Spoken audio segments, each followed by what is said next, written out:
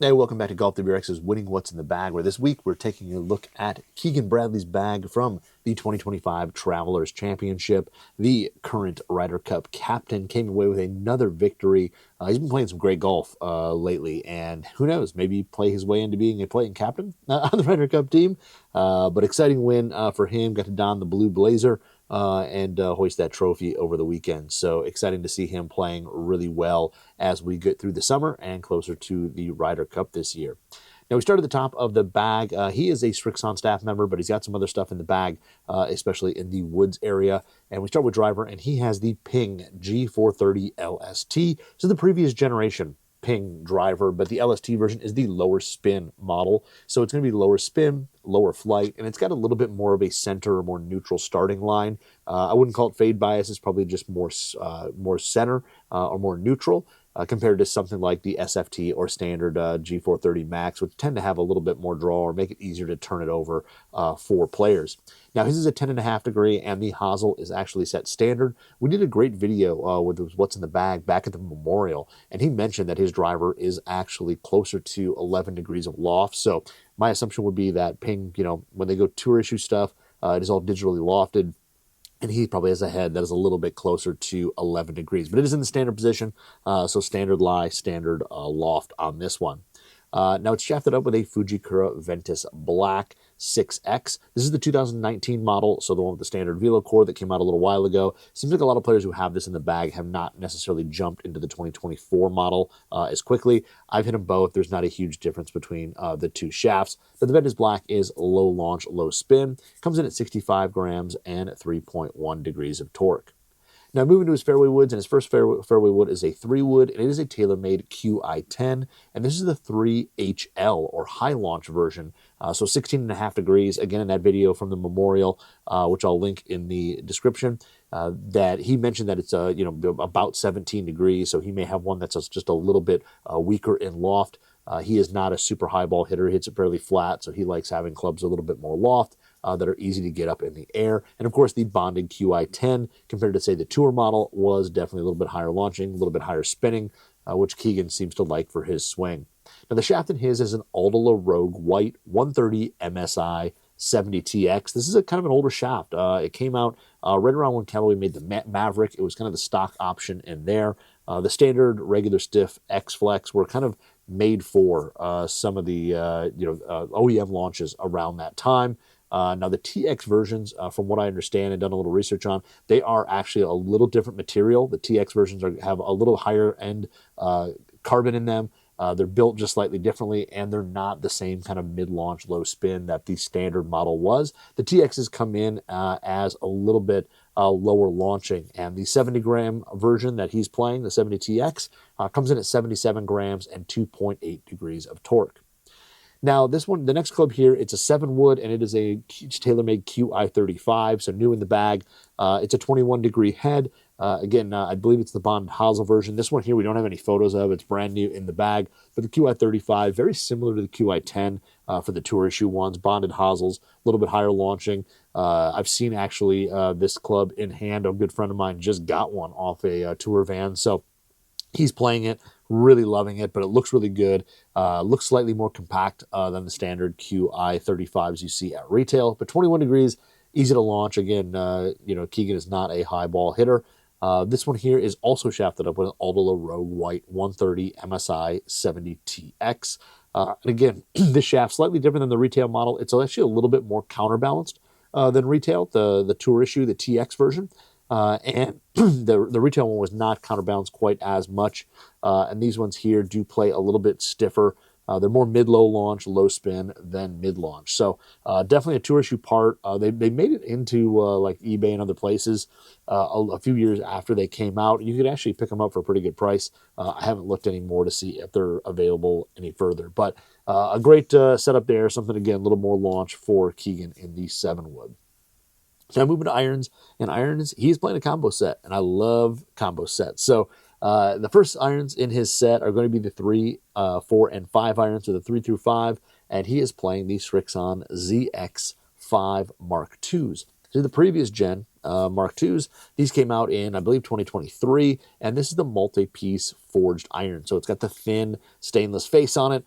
that has that rebound frame etched behind it, so it's got a little bit more ball speed. It kind of takes away some of the flyers, expands the sweet spot a little bit, and then the body is kind of a forged body that houses that face, but a little bit more forgiving, higher launching. And in our video, again, Keegan mentions like he loves the fact that these are just really easy to hit at the top end of the bag, a little bit more forgiving, a little bit more height, all those things that help him hit these into the greens. They've also have these are also shafted up with True Temper Dynamic Tour Issue or True Temper Dynamic Gold Tour Issue X100s. You'd think after all these weeks of saying this shaft, I'd be able to pronounce it, but of course we know this shaft, 130 grams, kind of mid-low, lower launch, lower spin, really traditional feel to it. But he plays those in that set. And then we move on to the next set of his irons, and this is 6 through 9 iron. And the 6 through 9 iron are going to be the Srixon ZX7 Mark IIs. So again, previous generation.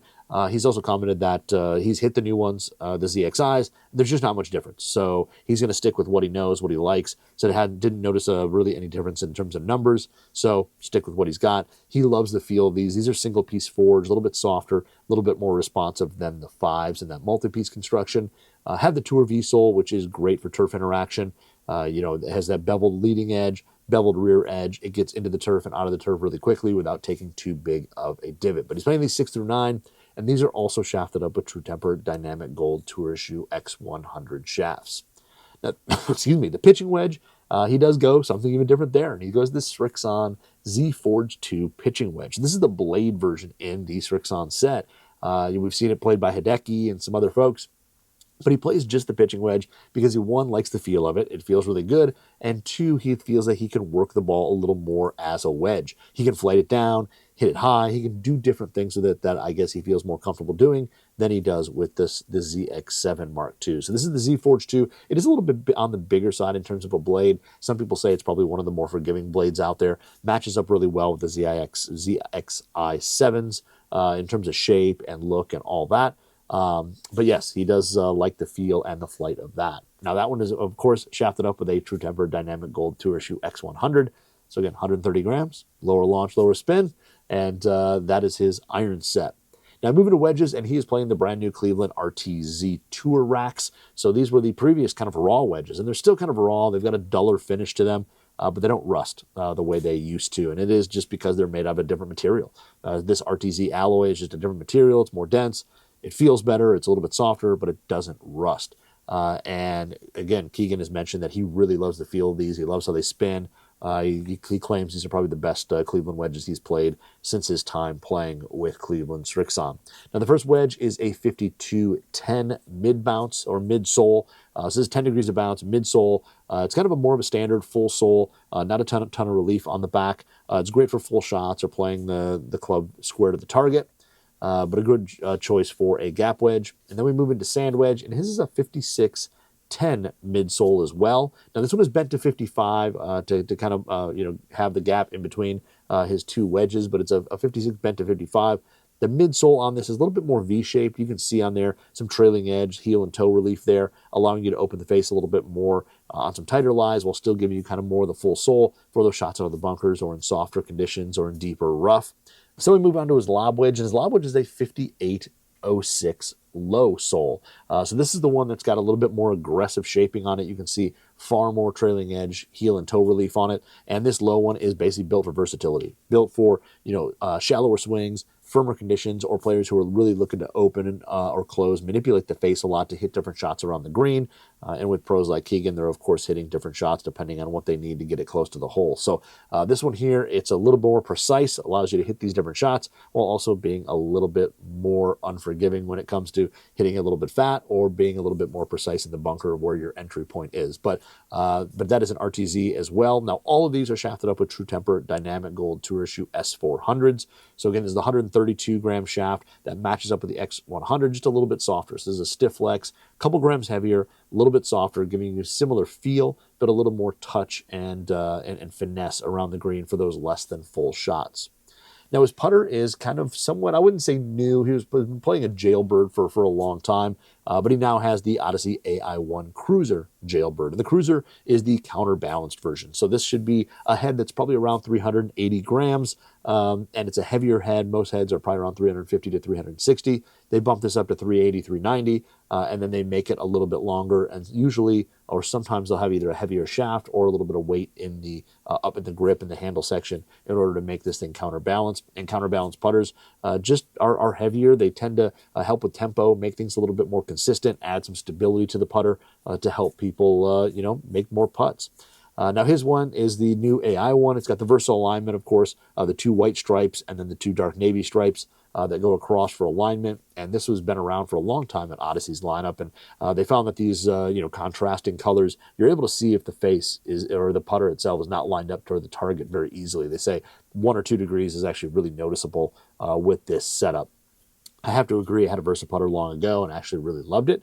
Now this one has the brand new AI face on it as well. And this is the face that was designed by AI. And it has actually kind of a topographical kind of design in the back that is actually supposed to help maintain ball speed across the face. If you hit it a little off the toe, a little low on the face, it's going to produce similar ball speed and give you similar distance, making distance control really, really easy and really, really consistent. It's also that, kind of more rubber compound. It's a little bit softer feeling off the face as well. Now this one has a SuperStroke wrist lock, or a Zenergy wrist lock grip. Now this grip here actually has kind of a little section that comes out and actually fits into your wrist. So as you putt, you can kind of lock the putter grip against your hand and wrist in order to add stability, add control, and help with any type of unwanted movement in the putter head. You do have to kind of adjust the putter a little bit to get it to fit right in terms of like the loft and lie and all that, as I messed with one before. But it does give you some added stability there. And Keegan, of course, has been a person who used a belly putter for a long time. Then he went to counterbalanced, and now he is using the wrist lock for some time. This grip is 13 and 3/4 inches long, and it comes in at about 75 grams. Now, the grips on his are all Golf Pride Tour Velvet Plus 4s, but you might notice that they look a little bit shinier, and that may not be wear. Sometimes when a grip is worn, it looks shiny, but Golf Pride has also done some grips for some players like Keegan, like Ricky, a few others, that you've seen these shinier grips. And what they do is they just don't brush the rubber. So that kind of matte type finish, they're actually brushing the rubber to give it that kind of softer, looking feel. They leave them smooth and they tend to be a little bit more tacky. So this could be a Tour Velvet Plus 4 that just has a little tackier feel to it than the retail version. Little changes like that they will definitely do for tour players that we unfortunately don't get at retail. But the Plus 4 is, of course, the grip that simulates 4 added wraps under the lower hand to kind of help release some grip tension, help release the club a little bit better, and create more speed. Now for ball, he is using the Srixon Z-Star Diamond. So this is going to be the highest spinning ball in the Srixon Z-Star lineup. And as Keegan says, he is a low spin player. He loves to play higher spinning equipment, higher spinning ball to help get the ball up in the air, help it stop on the green. And he kind of quoted Tiger that, you can always take spin off. You typically can't generate much more. So he plays a higher spinning ball like the Z-Star Diamond. This one also launches a little bit higher and is slightly firmer than the standard Z-Star. So that is Keegan Bradley's winning What's in the Bag from the 2025 Travelers Championship. Congratulations to him again on a great win. And we can't wait to see more of him the rest of this year, and especially can't wait to see him in Bethpage at the Ryder Cup. So join us again next week when we'll jump into the next winner's What's in the Bag.